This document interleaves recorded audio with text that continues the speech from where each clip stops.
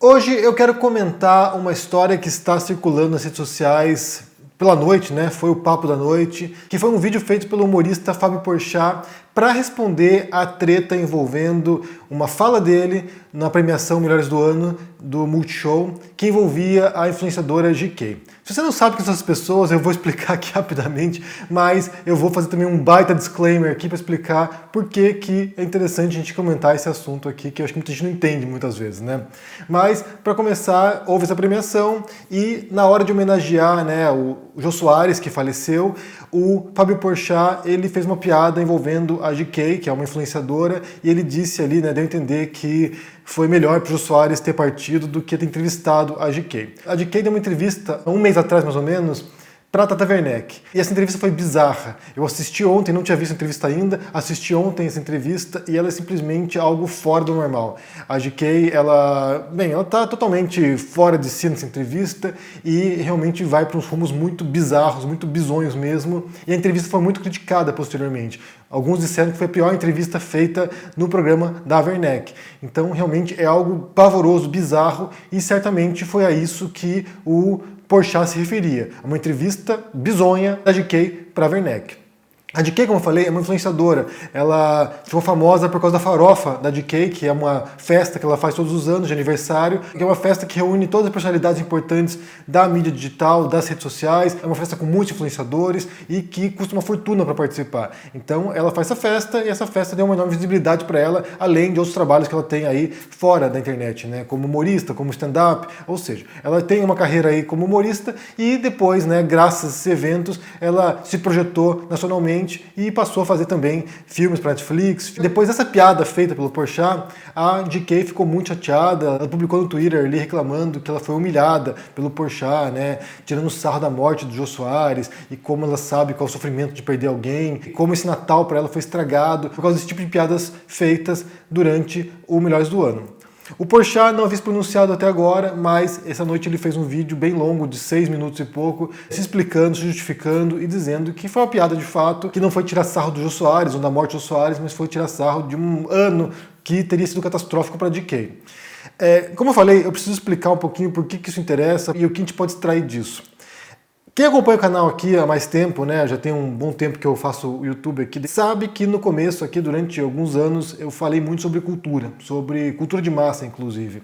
E quando eu comecei a estudar filosofia contemporânea, um dos pontos que mais me fascinava tinha a ver justamente com grandes pensadores como Umberto Eco, como o Adorno, como Walter Benjamin, como o Roland Barthes, por exemplo, que eram autores de filosofia que se debruçavam, às vezes, ou de maneira até exclusiva, sobre o tema da cultura de massa, sobre o tema da indústria cultural. Por exemplo, um dos primeiros vídeos meus que viralizaram aqui no YouTube foi um vídeo no qual eu analisava esse livro aqui, um artigo, na verdade, um ensaio desse livro aqui. Em espanhol está como Dialética do Iluminismo, mas em português saiu como Dialética do Esclarecimento, que é uma obra do Horkheimer e do Adorno. Em um dos ensaios desse livro, que é sobre a indústria cultural, eles analisam o fenômeno da cultura de massa e como ela está inserida no capitalismo. Então, assim, eu analisei esse ensaio e o vídeo foi usado em universidades, foi usado por alunos universitários, por professores, para explicar esse ensaio.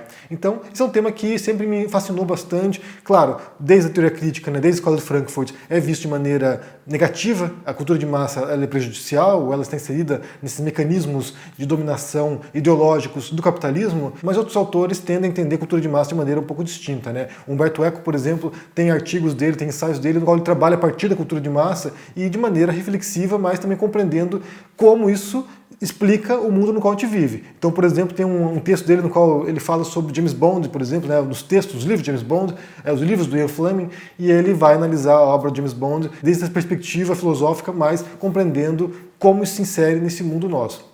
Então, para mim, isso é muito curioso, porque a gente fala aqui da cultura de massa, que é uma expressão, é uma subcategoria no interior de uma categoria maior, que é a cultura, aquilo que a gente produz. Nós, seres humanos, como esses sujeitos culturais, e nos relacionamos com o nosso mundo de modo a alterá-lo também, né? De modo a reproduzir o que a gente vê, de modo a gente transmitir conhecimento também. Então, falar de cultura, para mim, sempre é muito fascinante. Então, no começo do canal aqui, durante alguns anos, era o tema principal do canal. Até que, pouco a pouco, fui sendo arrastado para a questão política, isso por causa da ascensão do bolsonarismo, da extrema-direita, então fui puxado para esse universo da política, mas sempre foi um assunto que muito me envolveu e eu acho que a gente pode extrair muitas coisas disso, tanto na cultura de massa quanto na cultura como um fenômeno mais genérico. Então, abordar questões culturais, como é o caso agora desse aspecto pontual envolvendo Porchat, DK, humor, inclusive, né, o que é humor, como isso chega até a gente, isso pertence à esfera da cultura de massa e de como isso molda também a percepção coletiva. Porque aqui a gente entra em alguns aspectos, né? Até muita gente se pergunta sobre por que dar notoriedade para pessoas que são medíocres ou irrelevantes, ou por que a gente presta atenção a essas pessoas. Porque muitas vezes a gente percebe pessoas sem muito talento que estão tendo visibilidade e mesmo assim conquistam espaço e ganham muito dinheiro. E aqui a gente entra numa grande transição que houve, né, ao longo dos últimos anos, que teve de uma cultura de massa tradicional, né, como a TV, ou o rádio, ou o cinema, no qual as produtoras identificavam alguns fenômenos, identificavam algumas tendências e produziam produtos culturais para atender essa demanda, ao ponto de chegar agora nas redes sociais, quando essas empresas de tecnologia, elas simplesmente hackearam nossa mente e agora são capazes de prever o nosso comportamento digital. Os algoritmos das redes sociais coletam tantos dados nossos, dados íntimos inclusive, de modo que são capazes não apenas de prever, mas também de moldar o modo como a gente vai lidar com a informação. Então, fenômenos digitais, fenômenos de influenciadores, por exemplo, que a gente não compreende muito bem. Por que essa pessoa é famosa? Por que essa pessoa tem tanta gente seguindo, né? Milhões de pessoas seguindo? Tem a ver um pouco com isso. De talvez canalizar certos desejos instintivos nossos ou inconscientes nossos e levar nesse sentido, levar nessa direção. E para mim seria uma explicação minimamente plausível para compreender certas aberrações, certas coisas que a gente não compreenderia. E eu falo isso porque, para mim, o fenômeno dos influenciadores tem muito a ver com isso. A gente tem muitos influenciadores que, aparentemente, pra gente, né, não teriam um grande talento ou seriam, sabe, um pouco estranhos ou bizarros e que estão aí conquistando espaço e ganhando muito dinheiro porque souberam utilizar ou se beneficiaram desse mecanismo das redes sociais. Não sei se é o caso de quem, mas certamente tem muita gente que se enquadraria nisso. E aí entra na questão da piada do Porchat. Para mim ele é um grande humorista, eu adoro o humor do Porchat, assisto no Porta dos Fundos, é alguém que me parece bastante respeitoso geralmente, e essa piada para muita gente caiu mal porque ele teria atacado pessoalmente ali uma outra humorista e que não teria soado bem. Teria atacado tanto a DK quanto o Jô Soares, né, de acordo com as críticas feitas a partir disso. E aí, quando ele vem se justificar, ele diz o seguinte: não é uma piada, e quando a piada é ruim, o humorista geralmente costuma ser ridicularizado também, né? Então a gente entra num outro aspecto que tem a ver com a exposição pública. Quando uma pessoa está se expondo, né, um humorista, por exemplo, um ator, sei lá, alguma celebridade está se expondo, ela está sujeita, né, querendo ou não, e aí aqui também a gente pode questionar o modo como a reação se dá, mas ele está sujeito a ser aplaudido ou criticado. O fato é que, como eu falei no começo aqui, a entrevista da DK para Tata Werneck foi extremamente bizarra. De fato, ela constrói um personagem, ela constrói uma persona pública, né, e todos nós fazemos isso o tempo todo, ela constrói uma persona pública que leva às raias do ridículo, que leva às raias do absurdo, que leva às raias do incompreensível até.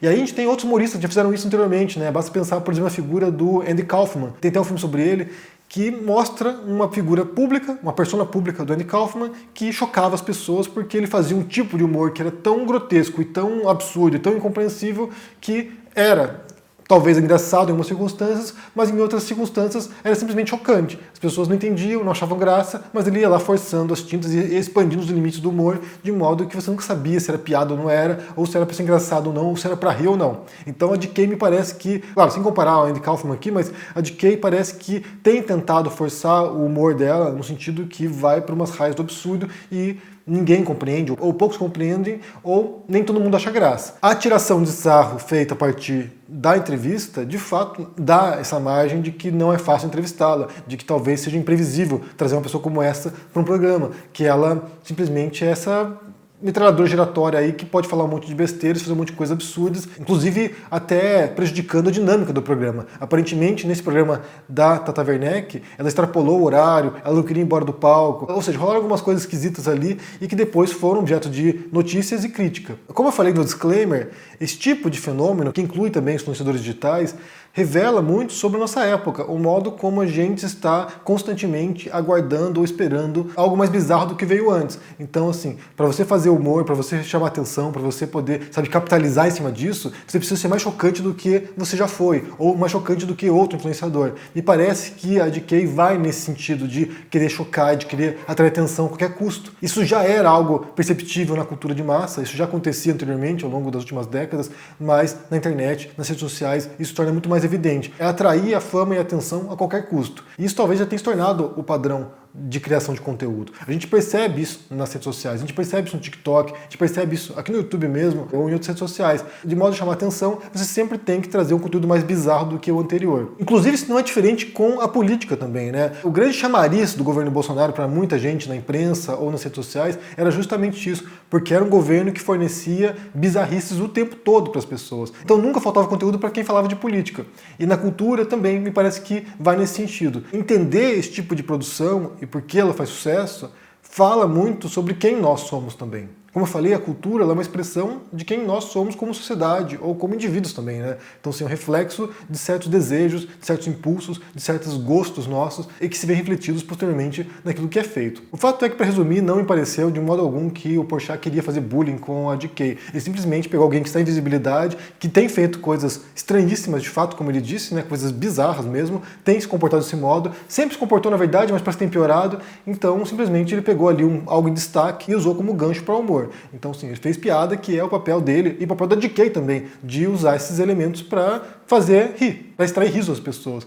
No caso dela, nem sempre funciona, né? Aparentemente, nos últimos tempos, tem extrapolado um pouco os limites, mas, de qualquer maneira, é o trabalho deles. Eu quero saber o que vocês pensam sobre essa história toda. Primeiro, sobre essa história envolvendo Porchat e DK, se você achou que foi de mau gosto a piada do Porchat, que foi agressiva, foi bullying, o que foi, ou se foi simplesmente humor, um humorista tirando sarro de outro humorista, o que você acha disso? E também sobre como se percebe esse uso do chocante, do bizarro, do grotesco, do horrorizante, ou cada vez mais apelativo nas redes sociais para chamar atenção. É um comportamento, como eu falei, que não é de hoje, não é novidade, não é recente, mas parece atingir aí alguns gatilhos psicológicos nossos que nos fazem querer cada vez mais ver coisas bizarras. O que você pensa sobre isso aí? Deixa aqui embaixo no comentário, deixa o joinha, se inscreva aqui no canal, se torne um membro ou um apoiador para dar uma força e confira o meu Clube do Livro Filosófico, no qual todos os meses a gente se reúne 2 vezes por mês para debater obras de filosofia ou de literatura com teor filosófico. No mês de janeiro, próximo mês, a gente vai ler Schopenhauer. Então participe, link aqui na descrição. Um abração para você e até mais. Tchau! Fala, turma do canal do Henry Bugalho, esse meu super amigo.